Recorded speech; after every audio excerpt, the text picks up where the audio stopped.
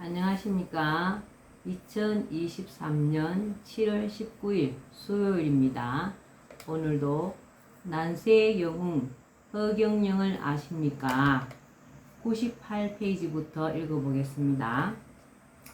봉제동 판자촌 꼭대기에 천막을 치고 살던 야간 고등학교 3학년 시절에는 내복이 없어서 교복 밑으로 온몸에 신문지를 감고 추위에 떨며 잠을 잤다. 신문지를 감고 있으면 그나마 덜 추웠고 또 이가 생기지 않아 좋았다. 그런데 신문지를 감은 채 학교에 갔다가 체육 시간에 친구들한테 들켜서 망신을 당하기도 했다. 그러던 어느 날 밤 천막 안에서 자는데 갑자기 배가 아프기 시작했다. 추위에 떨며 이를 악물고 고통을 견디다가 이틀 후 학교에 가려고 길을 나섰는데 길에서 의식을 잃고 쓰러지고 말았다. 눈을 떠보니 기독교 재단에서 운영하는 병원이었다. 맹장이 터져 이물질이 복막에 퍼진 상태로 시간이 너무 지나 복막염이 심해져서 살리기가 무척 힘든 상황이었다고 한다. 다행히 수술이 잘 되어 기적적으로 살아났다고 했다. 그런데 무료로 해준 수술이어서 3일밖에 병원에 머무르지 못하고 퇴원을 해야 하는 상황이었다. 이를 불쌍히 여긴 간호사들이 일주일만 더 입원할 수 있게 해달라고 병원 측에 호소하였지만 받아들여지지가 않자 간호사들은 눈물을 글썽이며 다시는 천막 속에서 살지 말라며 돈을 모아 내 손에 꼭 쥐어주었다. 복막염 수술을 받고 퇴원한 뒤 한 달간 야간 학교를 쉬면서 155번 시내버스 정비공으로 잠시 일을 했었다. 늦은 시각 버스 운행이 끝나면 운전기사가 차 수리를 하고 내가 보조하는 일을 했다. 수리가 끝나면 한밤중이어서 잠은 버스 안에서 잤는데 추위를 면하기 위해 자동차 수리할 때 비추는 전등을 끌어안고 잤다. 그날도 나는 전등을 끌어안고 자다가 그만 전등 파열로 덮고 자던 모포와 시트에 불이 붙고 말았다. 불은 내 옷에까지 붙었고 버스 안은 연기로 자욱했다. 나는 불길과 연기 속에 죽을 뻔하다 간신히 빠져나왔다.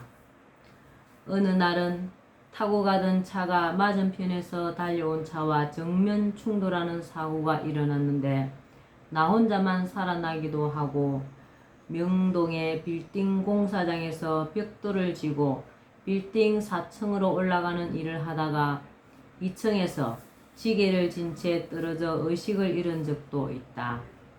역시 고등학교 3학년 시절 학비를 마련하기 위해 청량리 위생병원에서 피를 뽑아 돈을 받는 매혈을 했는데 한 번 뽑는데 3,000원을 받았다. 그러나 그 돈으로는 등록금이 모자라 사흘간 3번을 연속 찾아가 피를 뽑다가 결국 위생병원 짠디밭에서 의식을 잃었다. 혼수 상태가 되어 죽음의 문턱까지 갔다가 이상한 현상에 의해 깨어났는데 잔디밭에 내가 누워있고 위생병원 안에 있는 교회에서는 저녁 종소리가 울려 퍼지고 있었다. 추운 겨울 어느 날 밤에는 봉제동 꼭대기에 쳐놓은 천막 안에서 자는 중에 눈보라에 천막이 날아갔다. 가서 그 천막을 찾아 헤매다가 절벽에서 떨어져 의식을 잃었으나 다리만 부러지고 살아나기도 했다. 이처럼 나는 죽을 고비를 참 많이 겪었으나 그때마다 사람들의 도움으로 목숨을 잇거나 그 무엇인가에 의해 기적적으로 살아나곤 했다. 나는 남을 구해주려다가 죽을 고비를 당한 적도 많다. 하루는 서울 흑석동에서 강남에서 의사로 일하는 한 교수와 그 어머니가 탄 택시가 다른 차와 정면 충돌한 사고가 일어난 것을 목격한 적이 있다. 이 사고로 두 사람 모두 큰 부상을 입은 채 의식을 잃고 택시 안에 방치되어 있었다. 그때 갑자기 그 택시에 불길이 일었다. 불길이 택시의 LPG 탱크 쪽으로 번지자 주변에 있던 많은 자동차와 사람들은 모두 도망을 쳤다. 흑석동 원불교 회관 앞 삼거리에서 차를 몰고 가던 나는 그 광경을 보자마자 죽을 각오를 하고 택시 쪽으로 다가갔다. 여기저기서 택시가 폭발한다며 빨리 물러나라고 소리를 질렀지만 나는 차를 택시 옆에 세우고 안에 있던 사람들을 모두 내 차로 옮겨 태웠다. 그러고는 1.5km쯤 떨어진 강남 성모병원으로 차를 몰고 달려갔다. 응급실의 의사가 조금만 더 피를 흘렸더라면 모두 죽었을 것이라고 하는 말을 들으면서 긴장이 풀린 나는 의식이 몽롱해졌다. 나 이러한 구사일생의 사건들은 나를 더 강하게 단련시켜 주었고 남의 고통을 좀 더 깊이 이해할 수 있도록 하였다. 타고나기를 남의 어려움을 그냥 지나치지 못하는 성격이기도 하지만 내가 직접 겪어온 고통과 죽음 직전의 체험은 다른 사람의 고통을 공감하고 그들을 도와주고자 하는 행동의 원동력이 되었다. 내게 큰 영향을 주었던 세 여인. 나는 버스 정비공으로 일하다 다시 천막으로 돌아왔으나 아직 몸이 완전히 회복되지 않은 상태였다. 그런 몸으로 천막 안에서 살다 보니 점점 배가 부어오르고 아픈 증상이 나타났다. 할 수 없이 밤이면 교회 강당에 들어가 쉬기도 하다가 어느 날 북한 산성 부근의 노고산에 있는 흥국사를 찾아갔다. 거기서 몸을 추스리며 절에 땔감을 해주고 밤에는 학교에 갔다. 내가 머문 곳은 대문 옆에 있는 한 평 정도의 작은 문간방이었다. 낮에 나무를 하고 밤에 학교에 다니는데 학교가 끝나고 절이 있는 곳까지 가려면 시간이 늦어 절에서 저녁을 먹을 수가 없었다. 그래서 저녁밥을 굶는 날이 많았다. 그런데 내 방과 마주보는 건너편 별채의 넓은 방에는 한 부잣집 딸이 요양을 하고 있었다. 대학 3학년이었던 그 누나는 폐결핵 3기였다.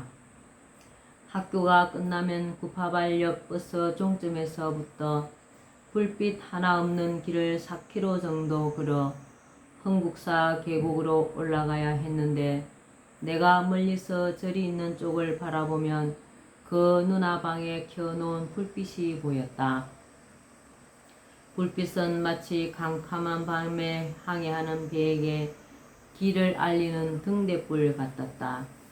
그 불빛을 보며 용기를 내어 절에 도착했는데 언제부터인가 누나가 내가 먹을 저녁밥을 누나 방 이불 속에 묻어두었다가 갖다 주었다.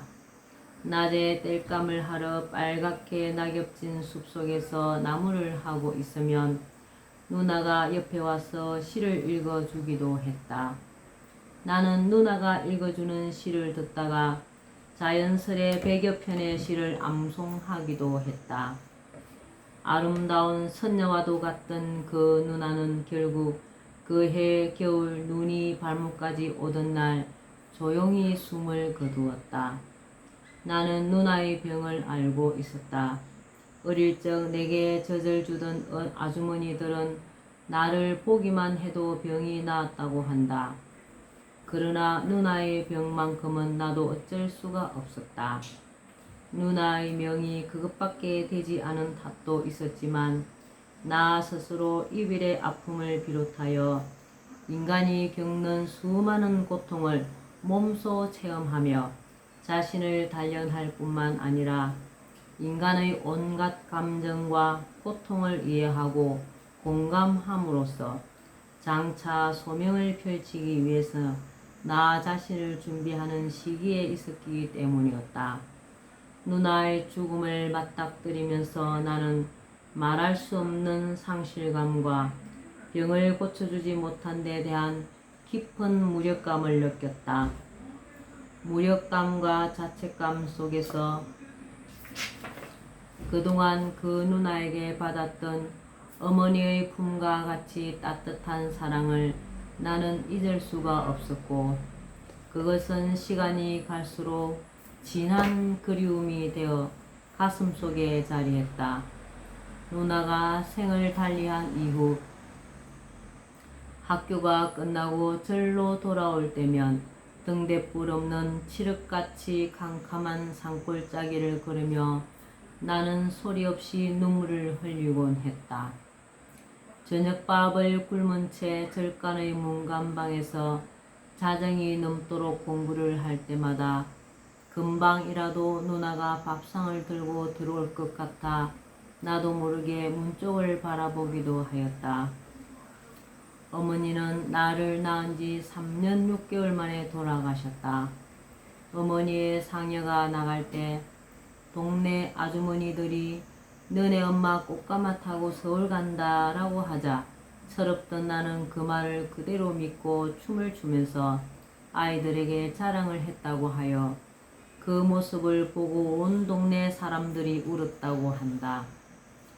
개천변에서 어머니가 덮고 자던 이불과 옷가지들을 불태우느라 누런 연기가 하늘 높이 올라가던 그때 나는 불구경을 하며 영문도 모른 채 즐거워했다.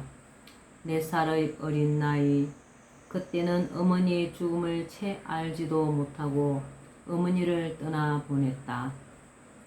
그러나 낙엽진 산사의 계곡을 거닐면서 외로운 한 소년에게 아름다운 시를 가르쳐준 그 누나의 죽음 앞에서 비로소 나는 많은 것을 느끼게 되었다. 남은 자들이 다시는 그 모습을 이 생에서는 볼 수 없는 죽음, 그것이 가져다 주는 인간들의 깊은 슬픔과 상처, 이별의 아픔과 그리움, 어린 송아지를 두고 눈물을 흘리며 도살장으로 팔려간 어미소와 낙엽처럼 죽어간 누나를 살릴 수 없었던 그때의 기억은 어머니에 대한 그리움과 함께 참으로 형언할 수 없는 가슴의 상처로 남았다.